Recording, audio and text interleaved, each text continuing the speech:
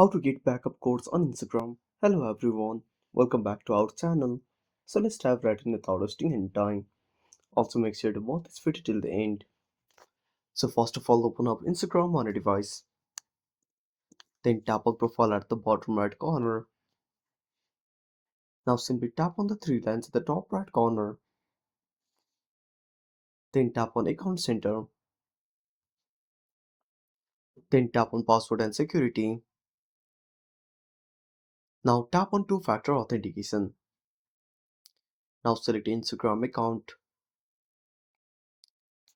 Now enter the code from your email. Now once you turn on two-factor authentication, simply tap on additional methods. Then tap on backup codes, and that's it. Thanks for watching. Make sure to subscribe our channel and hit the bell icon. See you in the next video.